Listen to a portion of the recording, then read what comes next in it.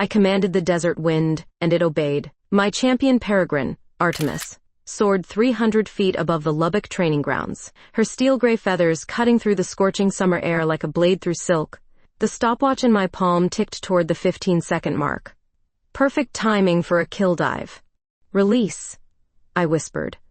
Artemis folded her wings and dropped. The lure spun wildly below, mimicking wounded prey. 200 miles per hour, the fastest predator on Earth, controlled by nothing but trust between us. My blonde hair whipped against my face as I tracked her descent through binoculars. "Damn beautiful," breathed my assistant. "Never gets old watching you two work." The strike came precisely as calculated. Artemis seized the lure with razor talons, wings spreading wide to break her descent. Champion material, again. 20 miles across town, Marina Stewart pressed fingertips against her temples, studying the dream journal spread across her mahogany desk. The recurring vision plagued another patient, soaring, falling, then impact. Always the same mysterious blonde woman commanding birds of prey. "Tell me about the falcon again, Mrs. Henderson," she murmured, adjusting her wire-rimmed glasses. Her brunette hair caught afternoon light streaming through Venetian blinds. She was magnificent, powerful. The trainer had these piercing green eyes, like she could see straight through me. Marina's pen froze mid-sentence. Third patient this month describing identical imagery. Professional curiosity battled something deeper, something that made her pulse quicken whenever these falcon dreams surfaced. The community pool beckoned after another exhausting session analyzing subconscious symbolism. Cool, chlorinated water promised refuge from Texas heat and troubling dream patterns that felt increasingly personal. Marina changed into her conservative one-piece swimsuit, avoiding her reflection in the locker room mirror.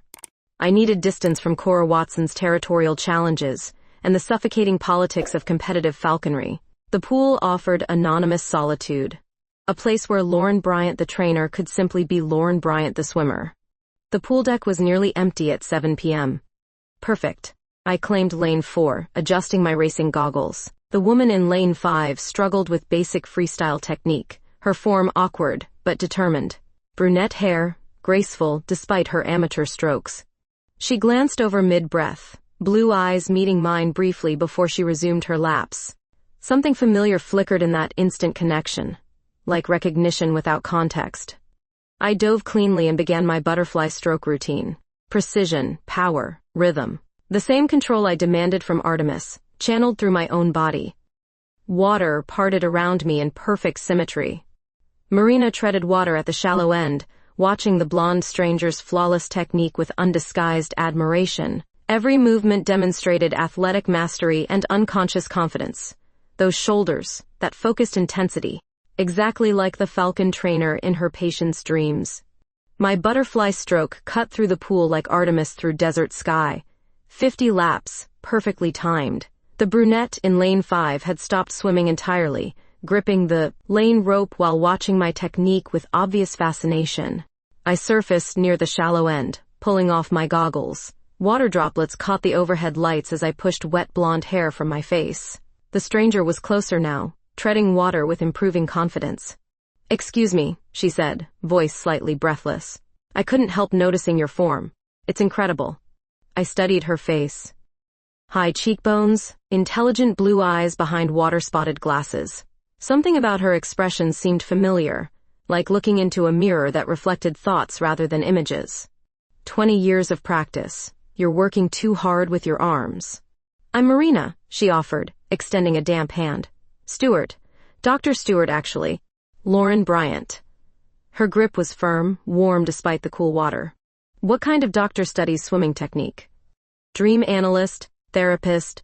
Marina's laugh carried nervous energy. "Swimming's just stress relief." Badly executed stress relief, apparently.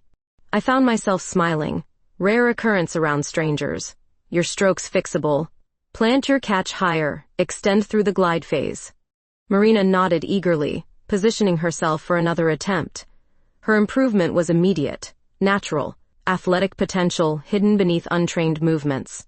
Better, much better. "Thank you." She paused at the pool edge, catching her breath.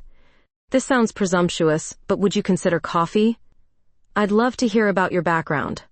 The poolside cafe served mediocre espresso, but Marina's company proved unexpectedly engaging. She asked intelligent questions about falconry without the usual squeamish reactions to predator training.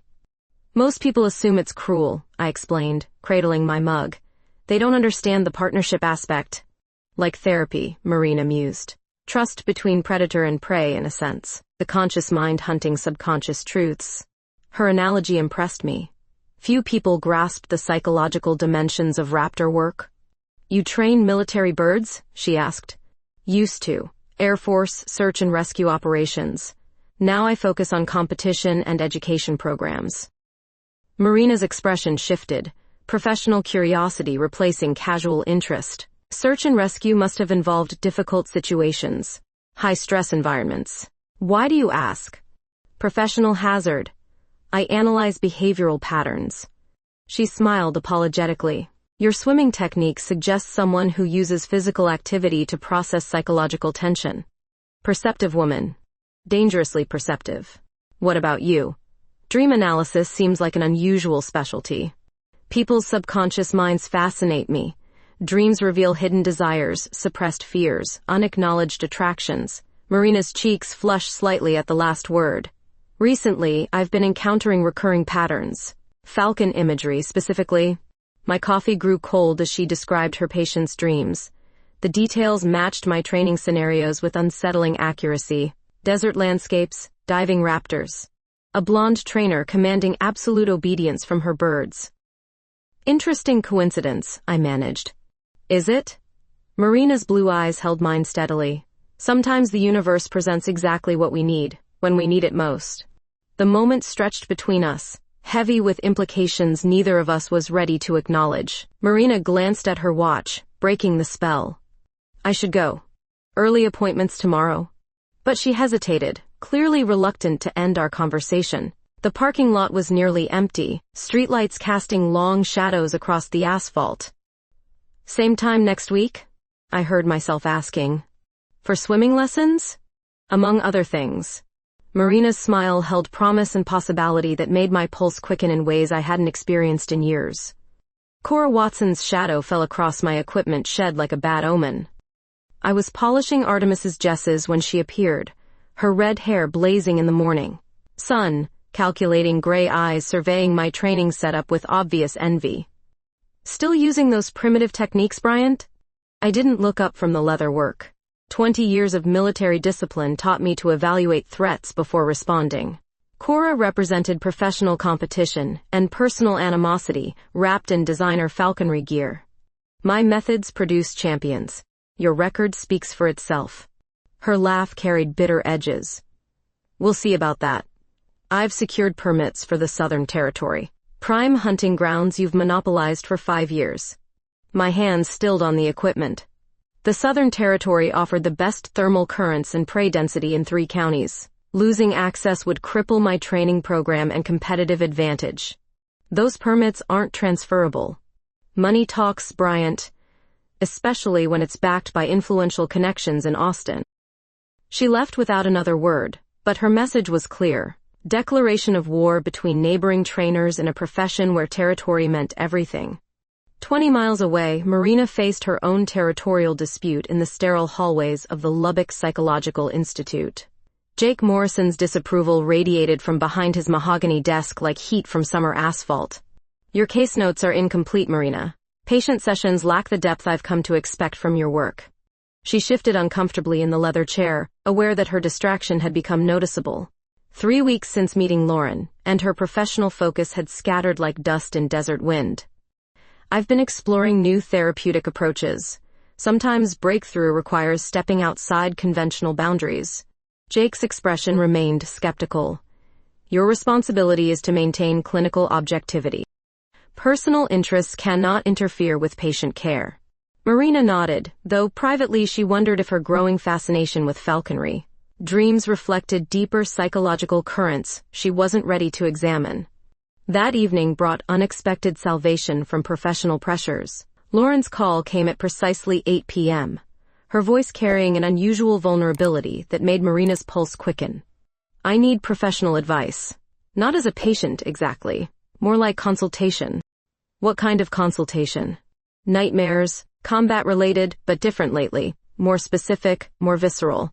Marina gripped the phone tighter. Lauren's psychological need offered legitimate reason to deepen their connection beyond casual swimming lessons and coffee conversations. Can you describe the imagery? Lauren's voice dropped to a whisper. Failed rescues. Birds I couldn't save. People depending on me, and I let them fall. Survivor guilt manifests in various forms. When did these nightmares begin? Years ago, but recently they've intensified. More frequent, more detailed. Marina made quick notes, professional training battling personal concern. Combat trauma often resurfaces during periods of emotional transition or vulnerability. Meaning? Has anything changed in your personal life recently? New relationships, career shifts, significant losses? The silence stretched so long, Marina wondered if the connection had failed. New relationships, Lauren finally admitted. Unexpected ones. Would you consider a formal session? I'd like to explore these patterns in greater detail. Tomorrow evening, after pool time. Marina smiled despite herself. Swimming lessons were becoming the anchor point of her weeks, precious hours, when Lauren's guarded exterior softened into something approaching intimacy. Tomorrow works perfectly. After hanging up, Marina stared at her appointment calendar. Professional ethics demanded clear boundaries between therapy and personal relationships. But Lauren's psychological needs seemed genuinely urgent, and Marina's growing expertise in trauma-related dream analysis could provide meaningful assistance. She convinced herself the arrangement was purely therapeutic, ignoring the anticipation that made sleep elusive and morning coffee taste sweeter. Our weekly swimming sessions evolved into something deeper than technique correction. Marina's stroke improved dramatically, but my attention focused more on her determination than her form. 3 weeks of shared pool time revealed layers beneath her professional exterior. Tell me about your military service, she said during our post-swim coffee ritual. The nightmares you mentioned last week suggest unresolved trauma. I stirred my espresso, considering how much to reveal. Air Force, 8 years. Search and rescue operations in hostile territories. Some missions succeeded, others didn't. The ones that didn't are what haunt you. People depending on me. Birds too. When systems fail, when timing goes wrong, everything falls apart. Marina leaned forward, professional interest evident. Your falcons represent control, power over natural predators, precision in chaotic environments. Her insight impressed me. Few people understood the psychological dimensions of raptor training. Maybe. Or maybe they're just birds. Nothing's just anything with you, Lauren. Your dreams are trying to tell you something important. I found myself studying her face, the way concentration created small lines. Around her blue eyes, how her brunette hair caught fluorescent light. When had Marina Stewart become beautiful to me? What about you? What do your dreams reveal?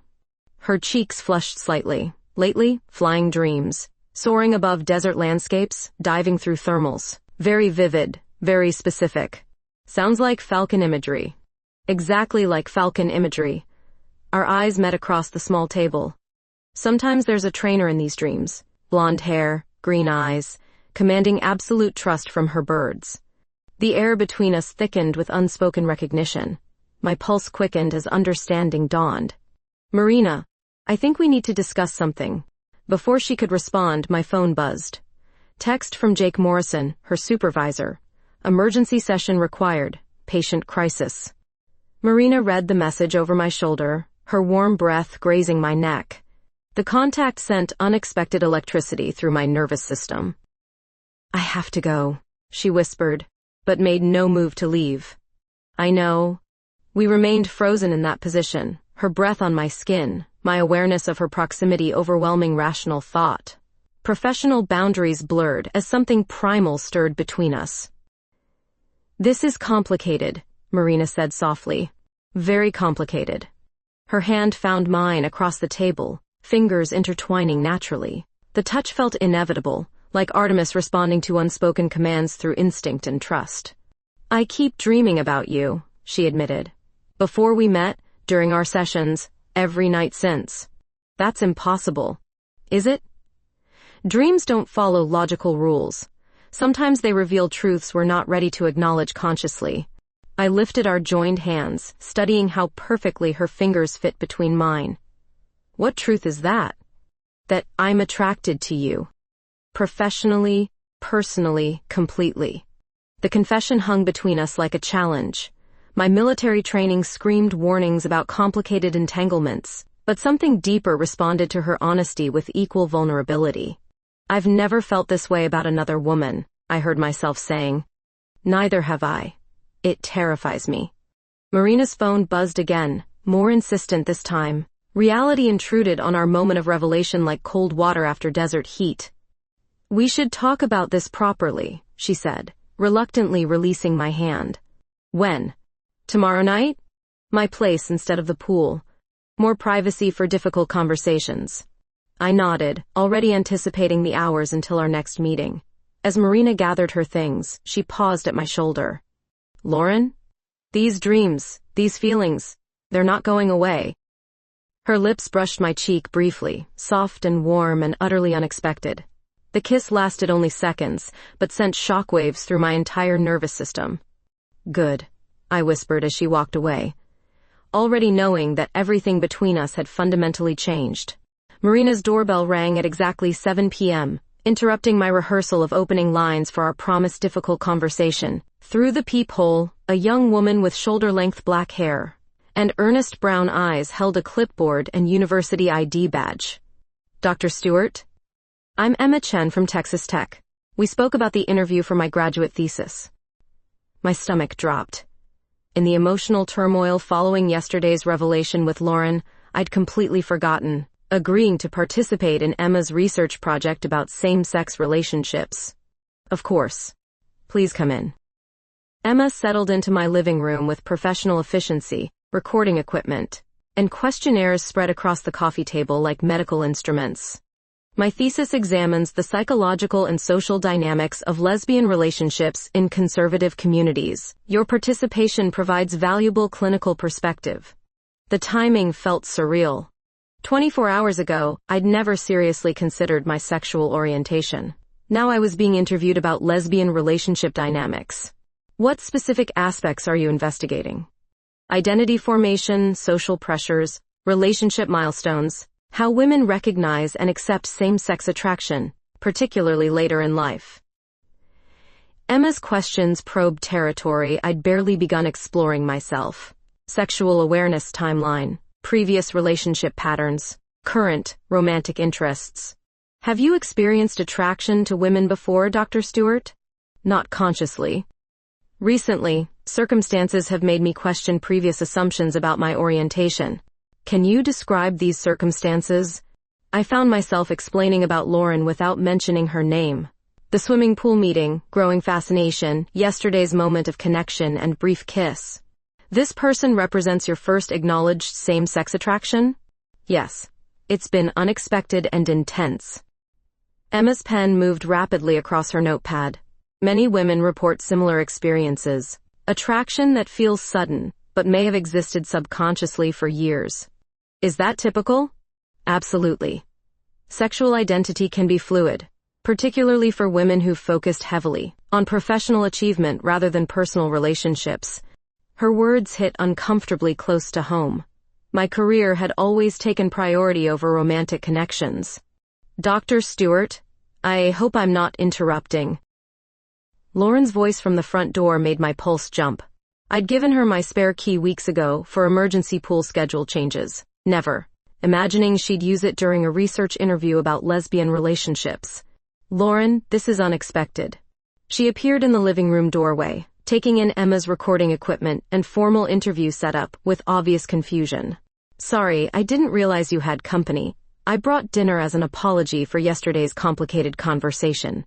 Emma's eyes widened with professional excitement. Are you the woman Dr. Stewart was describing? The one who's helped her recognize her sexual orientation? Lauren's expression shifted from confusion to shock. Sexual orientation? I'm conducting research on lesbian relationship formation. Dr. Stewart was explaining how meeting you triggered her awareness of same-sex attraction. The color drained from Lauren's face. Marina never mentioned she was being interviewed about lesbian relationships. Because I forgot about the appointment, I said quickly. Everything's been happening so fast. Emma consulted her notes eagerly. This is perfect. Would you consider participating as well? Couple interviews provide invaluable data about mutual attraction and relationship development. We're not a couple, Lauren said firmly. But Dr. Stewart described romantic feelings, physical attraction, even a kiss between you. Lauren's green eyes found mine with a mixture of hurt and betrayal. You discussed our private moments with a researcher? It wasn't like that. Emma's questions made me examine feelings I'm still trying to understand. Feelings you're comfortable sharing with strangers but couldn't discuss honestly with me? The tension in the room became suffocating. Emma gathered her materials with obvious disappointment. Perhaps I should reschedule when circumstances are less complicated. After Emma left, Lauren and I faced each other across the living room. The dinner she'd brought sat forgotten on the kitchen counter. So you're questioning your sexual orientation? She asked quietly. I'm questioning everything. My attraction to you, what it means, where it leads. And your first instinct was to discuss it with a graduate student? My first instinct was panic. Emma's research provided a framework for understanding what's happening between us. Lauren moved closer, her military training evident in controlled movements and measured breathing. What is happening between us, Marina? I don't know. Something I've never experienced before. Something that scares and excites me simultaneously. I need honesty, not clinical analysis. I reached for her hands, relieved when she didn't pull away. Yesterday's kiss changed everything for me. I can't stop thinking about you, about possibilities I never considered. What kind of possibilities? Her question hung between us like a challenge. Outside, Lubbock's summer evening painted golden light across my living room walls. The possibility that I'm falling for you, Lauren Bryant. Completely and unexpectedly falling for an extraordinary woman who commands falcons and makes my heart race. Lauren's grip on my hands tightened at my confession. Her green eyes searched mine with military precision, seeking truth beneath vulnerable words. Show me, she said simply. What do you mean? Your falcon dreams, the desert landscapes. Take me to where you see us together. 2 hours later, we drove through the outskirts of Lubbock in Lauren's weathered pickup truck, heading toward the remote training grounds where she conducted advanced falconry demonstrations. The setting sun painted the Texas landscape in shades of amber and crimson. This is where I bring my most challenging birds, Lauren explained, parking beside a cluster of weathered blinds and equipment sheds. Isolation forces trust between trainer and raptor. I followed her across the sandy terrain, heart racing with anticipation and nervous energy. The desert stretched endlessly in all directions, broken only by scattered mesquite and the distant outline of wind turbines. It looks exactly like my dreams, I whispered. Lauren set up a simple camp with practiced efficiency. Coleman lantern, sleeping bags, basic supplies arranged with military precision. But her movements carried tension I'd never seen before. Lauren, are you having second thoughts? She paused in arranging camping chairs, her back to me. This is new territory for me, Marina. I've had relationships with men, brief encounters during military service. Never anything like what I feel when I'm with you. What do you feel? She turned to face me, vulnerability replacing her usual controlled expression. Like I've been sleepwalking my entire life, and suddenly I'm awake. Alert. Every nerve ending responses to your presence. The honesty in her voice made my chest tight with emotion. I moved closer, drawn by the same magnetic pull that had haunted my dreams for weeks. I feel that too, like recognition without explanation. Desert wind stirred around us as darkness deepened. Stars appeared with startling clarity, unpolluted by city lights. Lauren's face took on an ethereal quality in the lantern's glow. Marina, if we cross this line tonight, everything changes. Maybe everything needs to change. I reached up to trace her jawline with tentative fingers. Her skin felt warm, soft despite years of desert exposure. She leaned into my touch with a quiet sigh. I've never kissed another woman properly, she admitted. Neither have I. We'll learn together. Our second kiss was nothing like the brief brush of lips at the coffee shop. This was exploration and discovery. Lauren's mouth soft against mine, her hands finding my waist with growing confidence. When we broke apart, both breathless, The desert silence seemed to hold us in perfect suspension. That was, she began. Perfect, I finished. We settled into camping chairs, sharing wine Lauren had packed with dinner. The conversation flowed as easily as it had during our poolside coffee sessions, but with new layers of intimacy and possibility. Tell me about your worst mission, I said softly. Lauren's expression darkened. Helicopter crash in Afghanistan. 3 crew members, civilian contractors. My bird and I were supposed to locate survivors, guide rescue teams to their position. What happened? Weather turned. Communication failed. By the time we reached them, 2 had died from exposure. The 3rd survived but lost both legs to frostbite. That wasn't your fault, wasn't it? Better equipment, faster response time, different tactical approach. Every decision has consequences. I moved to kneel beside her chair, taking her hands in mine. You saved 1 life. That person is alive because of your courage and skill. Sometimes that doesn't feel like enough. It's everything to the person who survived, to their family, their children, everyone who loves them. Lauren's eyes glistened in the lantern light. How do you know exactly what to say? Because I see you, Lauren Bryant. The real you, not the controlled military facade you show the world. She pulled me up to sit across her lap, arms encircling my waist. The position felt natural, right, like we'd held each other this way countless times before. I see you too, Marina Stewart. Brilliant, compassionate, beautiful woman who's been hiding behind professional boundaries. Our 3rd kiss was deeper, hungrier. I lost awareness of everything except Lauren's mouth on mine, her hands in my hair, the way she whispered my name between breaths. When she suggested we move to the sleeping bags, I nodded without hesitation. Under the vast Texas sky, with desert wind whispering around our shelter, I discovered what it meant to be truly known by another person. 3 days after our desert night together, reality crashed back with the subtlety of a missile strike. Cora Watson appeared at the Lubbock Falconry Center while I was exercising Artemis, her red hair blazing in the morning sun, carrying a manila folder that screamed trouble. Interesting company you've been keeping, Bryant, she said, dropping photographs onto my equipment table.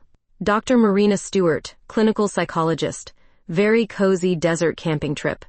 My blood turned to ice. The photos showed Marina and me at the campsite, intimate moments that should have remained private. Someone had been watching from a distance with telephoto equipment. Where did you get these? Sources matter less than applications. The Texas Falconry Association takes moral character seriously. So does the Military Veterans Committee that funds your training programs.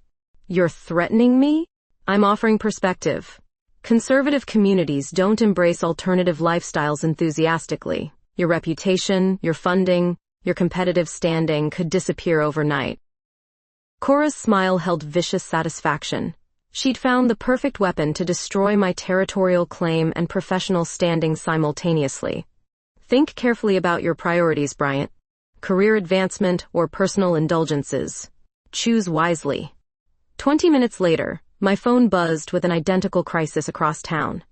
Marina's voice carried panic I'd never heard before.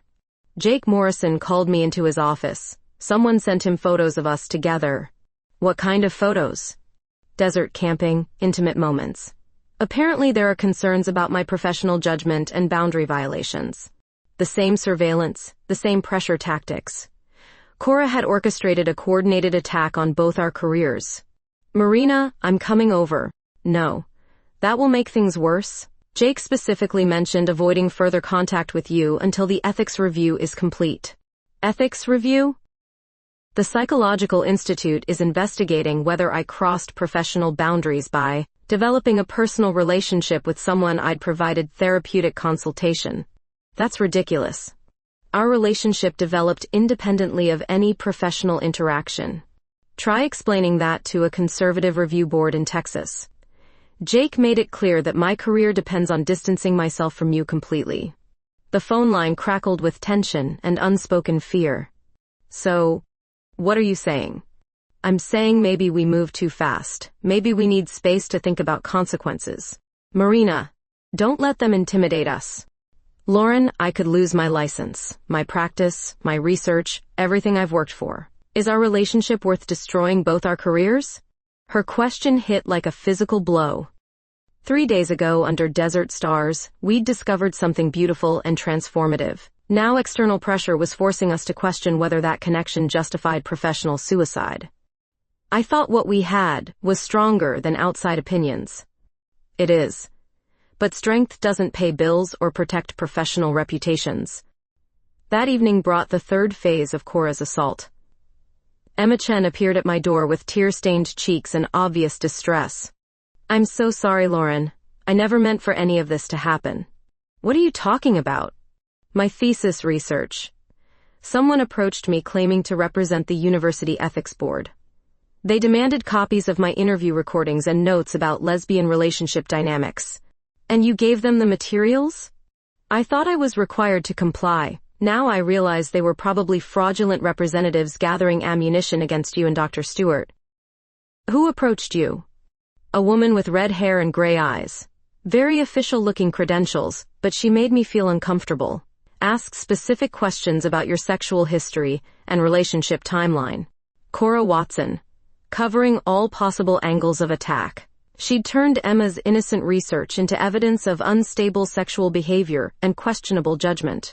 "Emma, the damage is already done. Those recordings could be twisted to support any narrative they want to create. Is there anything I can do to help?" "Stay away from this situation. Don't let them destroy your graduate program too." After Emma left, I sat alone in my kitchen, surrounded by the wreckage of what should have been the happiest week of my life. Marina's words echoed in my memory. Was our relationship worth destroying both our careers? In the military, we learned to assess tactical situations objectively. Enemy fire, available resources, probability of success.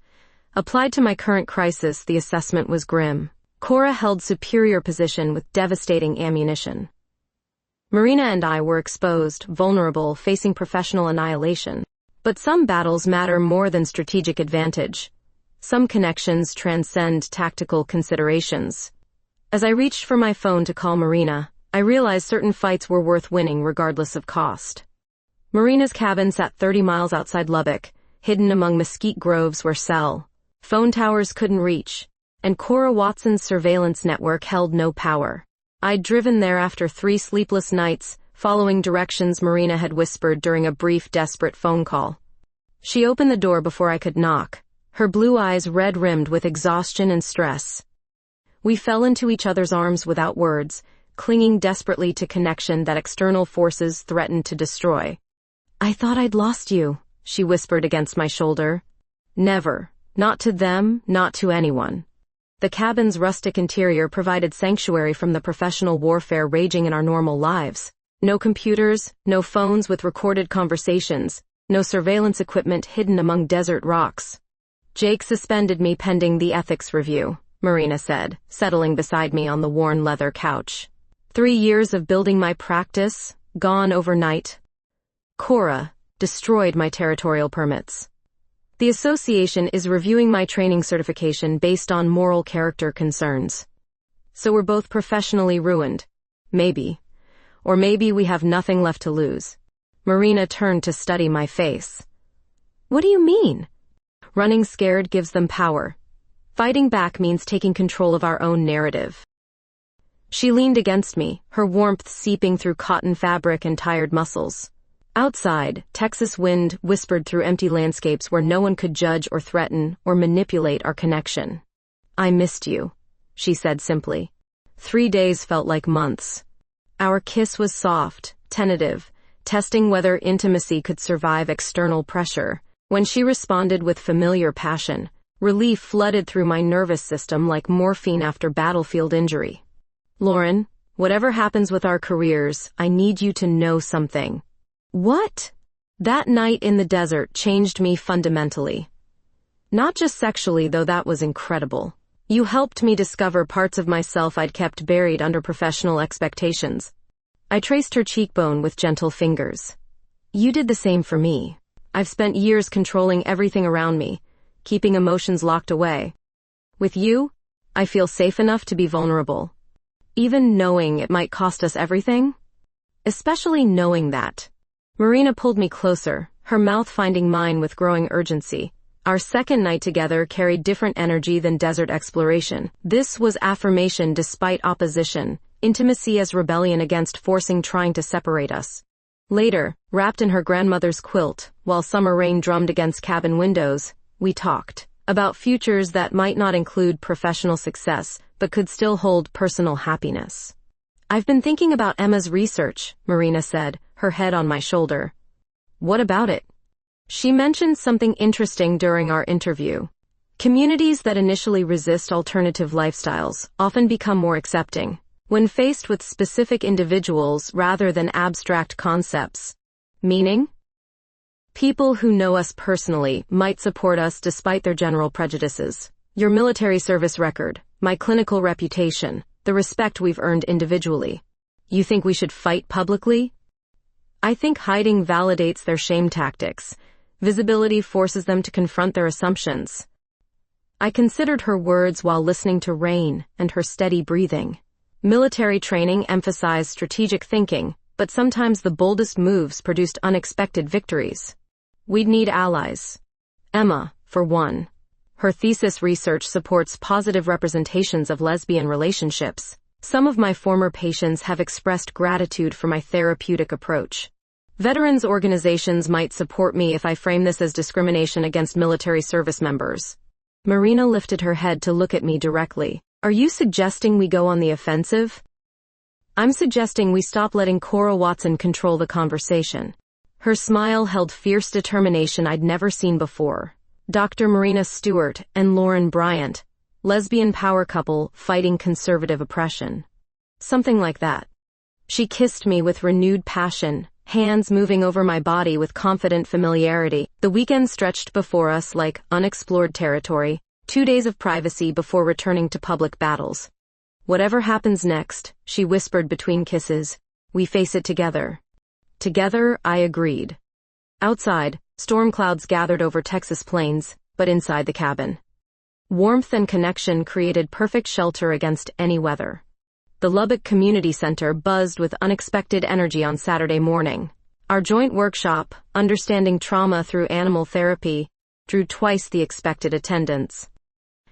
Emma Chen's finished thesis had circulated through academic circles, generating positive media coverage that transformed local perception overnight. Ladies and gentlemen, I'm Lauren Bryant, certified falconry trainer and military veteran. And I'm Dr. Marina Stewart, clinical psychologist specializing in trauma therapy. We stood together at the podium, hands briefly touching as we adjusted microphones. The crowd included veterans, therapeutic professionals, curious community members, and several hostile faces I recognized from Cora's supporters. Today, we're demonstrating innovative approaches to PTSD treatment using human-animal partnerships, Marina continued. Artemis perched majestically on my glove, drawing gasps of admiration from the audience. Her presence commanded immediate respect and attention. Falconry teaches precision, trust, and patience. Skills that translate directly to emotional regulation and trauma recovery. The demonstration proceeded flawlessly. Artemis performed complex flight patterns, while Marina explained the psychological benefits of controlling powerful predators. Audience members asked intelligent questions, their initial skepticism transforming into genuine interest. Dr. Stewart, how did you develop this therapeutic approach? Marina smiled confidently. Through personal experience. Lauren's expertise helped me understand trauma responses I'd never fully grasped through traditional clinical training. During the lunch break, Emma approached with barely contained excitement. My thesis committee wants to publish our research. 3 universities have requested copies. You two are pioneers in a revolutionary therapeutic field. Emma, your work made this possible. Thank you for supporting us despite the initial complications. The afternoon session focused on dream analysis and subconscious processing. Marina's presentation captivated professional colleagues who'd questioned her methods weeks earlier. Recurring desert imagery often represents desire for emotional freedom. Falcon symbolism suggests need for controlled power over chaotic circumstances. Jake Morrison sat in the 3rd row, taking detailed notes. His presence surprised me, given his role in Marina's suspension. After the formal presentations, curious participants gathered around our demonstration area. Veterans shared stories about their own trauma recovery. Therapists requested collaboration opportunities. The community response exceeded every optimistic projection. Lauren, Marina, excellent work. Jake's voice carried grudging respect rather than previous hostility. Thank you, Jake. I hope this addresses concerns about my professional judgment. More than addresses. Your innovative approach is generating national attention. The Ethics Review Committee voted unanimously to reinstate your license. Marina's relief was palpable. What changed their minds? Emma's research, veteran testimonials, professional peer reviews. Public opinion shifted dramatically once people understood your actual work, rather than relying on malicious gossip. Across the room, Cora Watson stood alone near the exit, her usual confident demeanor replaced by obvious defeat. Her territorial challenges had backfired spectacularly when the Falconry Association investigated her surveillance tactics and discovered multiple ethics violations. Lauren, she said, approaching reluctantly, I owe you an apology. Yes, you do. Professional jealousy made me destructive. Your success threatened my ego, so I attacked personally rather than competing professionally. Her admission lacked warmth, but carried sincere regret. The association restored your permits and sanctioned my behavior. Deservedly. Cora, we could have been colleagues instead of enemies. Maybe. Your relationship with Marina is obviously genuine and healthy. I was wrong to weaponize it. After she left, Marina and I packed equipment while participants continued animated discussions around us. The workshop had succeeded beyond every expectation, transforming professional disaster into career advancement. So, Dr. Stewart, I said, loading Artemis into her travel carrier, how does it feel to be a pioneering lesbian therapist? Terrifying and exhilarating simultaneously. What about you, celebrated military veteran and LGBTQ advocate? Like I finally found my real mission. The drive home carried peaceful satisfaction. Our relationship had survived external pressure and emerged stronger, more integrated into both professional and personal identity. Lauren, there's something I need to tell you. What's that? Marina's smile held mysterious promise. Jake offered me the clinical director position. Research focus, expanded therapeutic programs, national conference presentations. Marina, that's incredible. There's more. The position includes funding for collaborative research with local specialists, animal therapy, military trauma, innovative treatment approaches. Are you asking what I think you're asking? Dr. Lauren Bryant has a nice ring to it. If you're interested in graduate school and professional partnership, the future spread before us like desert sky, vast with possibility. Partnership in every sense. Professional collaboration built on personal connection that had survived every test. Yes, I said simply. To all of it. That evening we celebrated at the cabin where our relationship had found shelter during its darkest hours. Under familiar stars, with Artemis hunting silently overhead, Marina and I planned futures that honored both individual dreams and shared commitments. No more hiding, she said, her head on my shoulder. No more fear, I agreed. Desert wind carried promises of tomorrow, and for the first time in months, tomorrow felt limitless,